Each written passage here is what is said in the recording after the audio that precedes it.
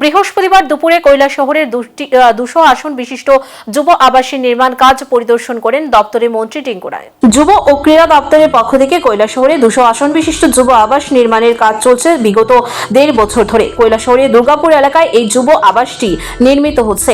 5 March বৃহস্পতিবার দুপুরে এই যুব আবাসের নির্মাণ কাজ পরিদর্শন করেন দপ্তরের মন্ত্রী টিঙ্কু রায়। পরিদর্শনকালে মন্ত্রীর সাথে ছিলেন দপ্তরের অধিকর্তা এল ডার্লং, উপ অধিকর্তা প্রবাল চন্দ্র দে, দপ্তরের 59 জেলার উপ অধিকর্তা অমিত যাদব সহ আরো অন্যান্য আধিকারিকরা।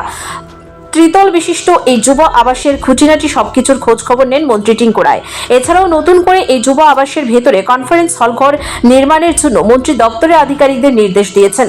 উল্লেখ্য, কৈলাসহরের দুর্গাপুর এলাকায় যে যুব আবাসের নির্মাণ কাজ চলছে তার শিলান্যাস হয়েছিল 2024 সালের মহাষষ্ঠীর দিনে এবং শিলান্যাস করেছিলেন রাজ্যের মুখ্যমন্ত্রী ডক্টর মানিক সাহা। 5 মার্চ বৃহস্পতিবার যুব আবাসের নির্মাণ কাজ পরিদর্শন শেষে মন্ত্রী টিঙ্কু রায় জানান যে রাজ্যে যুব আবাস বলতে রাজ্যবাসী আগরতলার শহীদ ভগৎ সিং যুব আবাসকে চিনত, কিন্তু রাজ্যে বিজেপি দলের সরকার প্রতিষ্ঠার পর রাজ্য সরকার আগরতলার বাইরে বিভিন্ন জেলায় নতুন করে যুব আবাস নির্মাণ করেছেন। ইতিমধ্যেই ধলাই জেলার আমবাসাতে যুব আবাসের নির্মাণ কাজ শেষ করে সেই যুব আবাসের উদ্বোধন করা হয়েছে এবং সেই যুব আবাসের নামকরণ করা হয়েছে মধুসূদন সাহার যুব আবাস। তাছাড়া উদয়পুরে এবং কৈলাসহরে যুব আবাসের নির্মাণ কাজ চলছে। এই দুটি যুব আবাসের কাজ প্রায় শেষের পথে এবং এই দুটি যুব আবাস চলতি বছরের শেষ দিকে উদ্বোধন করা হবে বলেও জানান মন্ত্রী।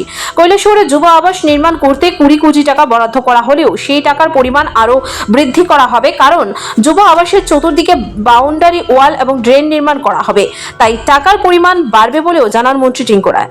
59 জেলার কৈলাসহরে মানুষের দীর্ঘদিনের দাবি ছিল এখানে একটা যুব আবাস তৈরি হোক।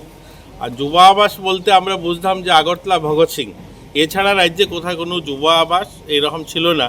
বর্তমান সময়ে আপনারা জানেন যে ধলাই জেলাতে আমবাসাতে অলরেডি একটা যুব আবাস আমরা উদ্বোধন করে নিয়েছি, মধুসূদন সাহা যুব আবাস, সেটার নামকরণ করা হয়েছে এবং সেটা উদ্বোধন হয়েছে। এবং ইতিমধ্যে দুটো যুব আবাস, একটা উদয়পুর এবং একটা কৈলাসহরে কাজ চলছে। আমরা আশাবাদী এই বছরের শেষ সময় অর্থাৎ অক্টোবর নভেম্বরের মধ্যে কমপ্লিট হবে, এটাকেও আমরা উদ্বোধন করতে পারব।